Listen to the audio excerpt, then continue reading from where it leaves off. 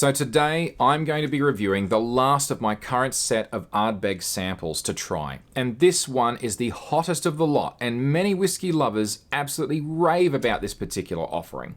It has another unusual name, well at least to me, but when I learned that off the coast, but roughly between the islands of Islay and Jura, there's a massive natural whirlpool, and Ardbeg named this offering after that. So, without further ado, it's time to review the Ardbeg Corryvreckan single malt Scotch whiskey, and we're going to see if this baby sucks me into its whiskey vortex. Fuck.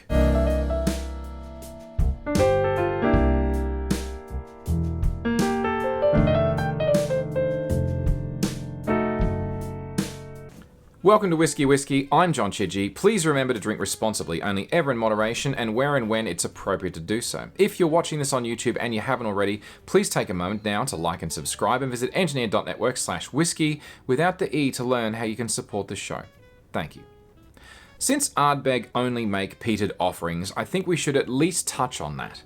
They haven't floor malted at Ardbeg since 1981, but like so many others on Islay, they source their malted barley from Port Ellen, but specify one of the highest in the business at 50 parts per million. They still crush their malt in the same mill from 1921, their Bobby malt mill.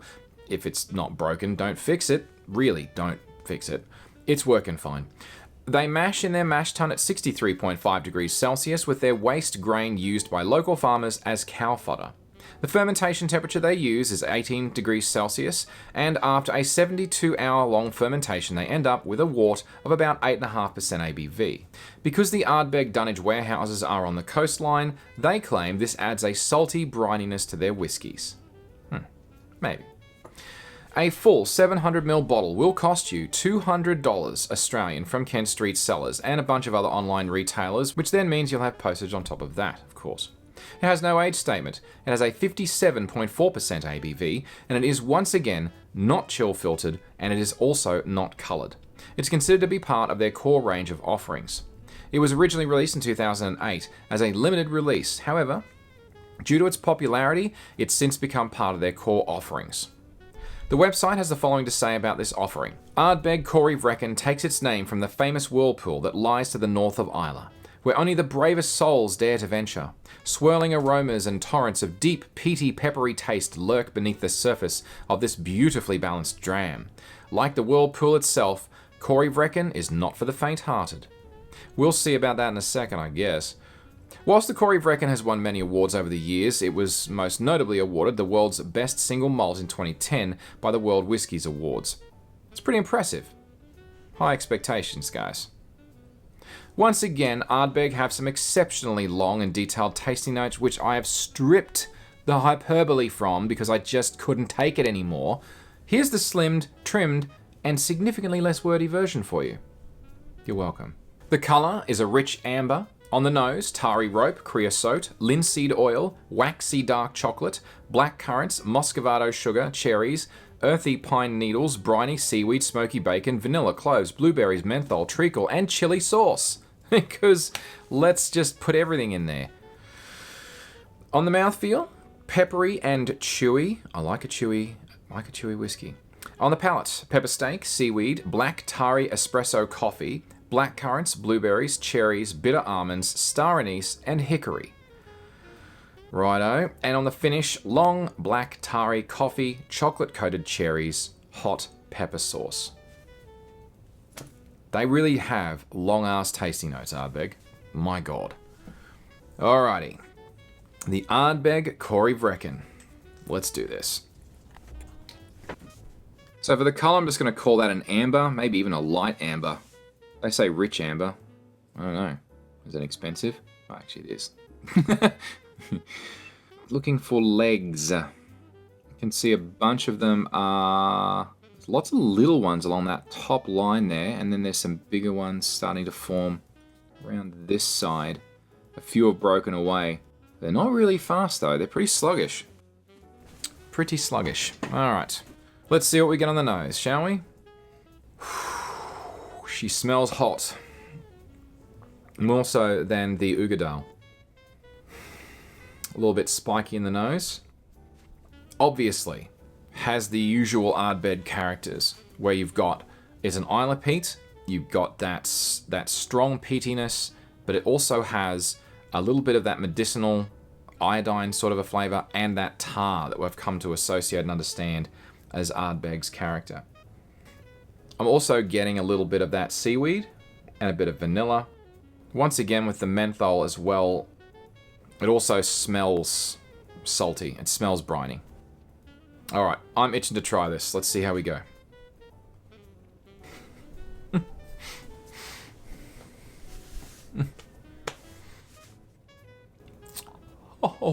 Oh my god. Whew. Wow. Oh man, that's a punch. That is a punch in your mouth, but god damn, it's a good one. Alright. That mouthfeel is a beautiful, oily, buttery, chewy, umami yumminess. It is similar in some respects to the Laphroaig 10 Cask Strength in that respect. But there's something about this that's very different from the Laphroaig 10 Cask Strength. It's got... oh man, it's going to sound offensive, maybe. It's got more flavour. It's got a more interesting palate to it than the Laphroaig 10 Cask Strength. I reckon this has just knocked it off. Honestly.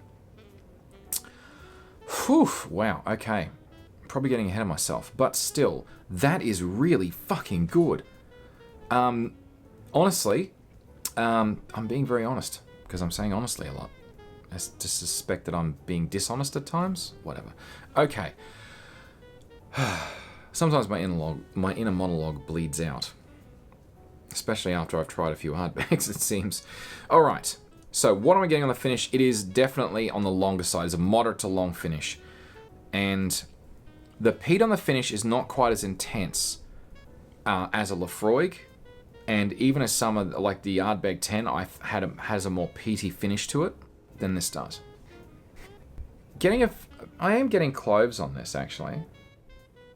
Maybe a light bit of molasses. Other than that, I just get this beautiful umami, tarry, smoky smell. It smells cracking.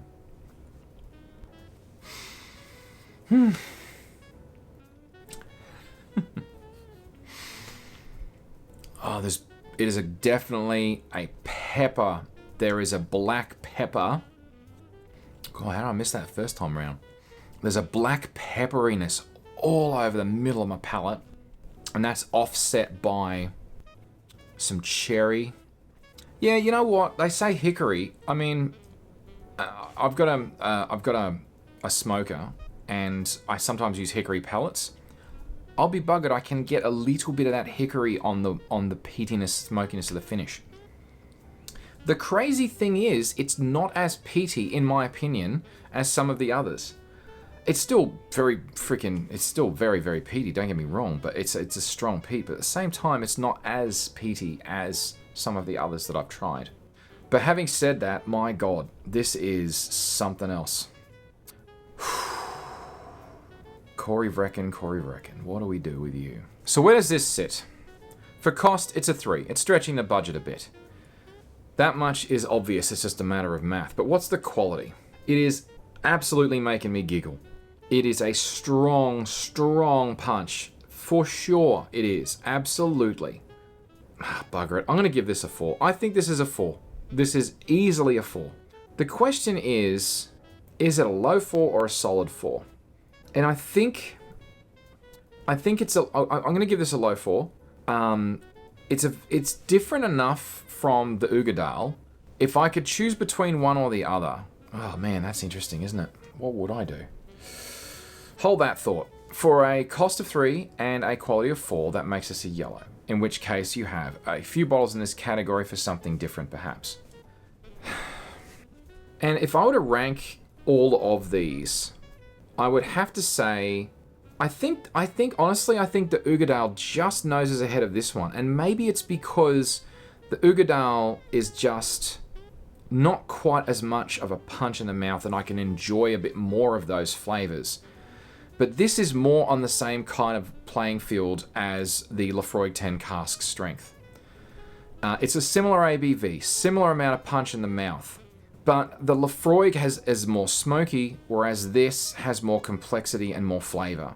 So depending upon which you would prefer, more flavor or more punch, more smoke, you might choose the more smoky version for the Laphroaig 10 Cask Strength, or you might get this if it's not quite as intense in smoke, but has that more flavor to it. If I were to buy a bottle of any of the four, to be honest, it's a no-brainer to get an Ardbeg 10. The price is right. And if I had to pick between the Uigeadail and the Corryvreckan, I'd probably pick the Uigeadail if I had a bit more money to spend.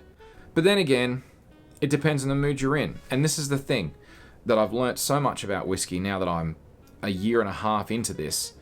Honestly, it really is a flavour for every moment, a flavour for every day, depending upon how you feel. And that's one of the fantastic things about it.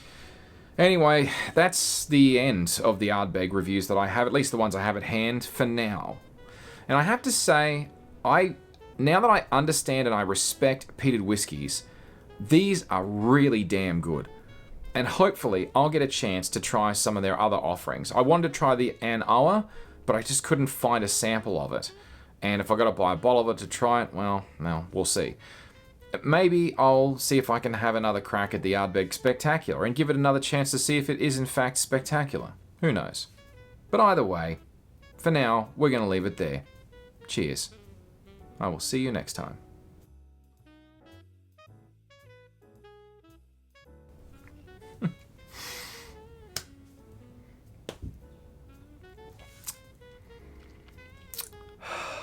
That is punchy and strong, and I do like it.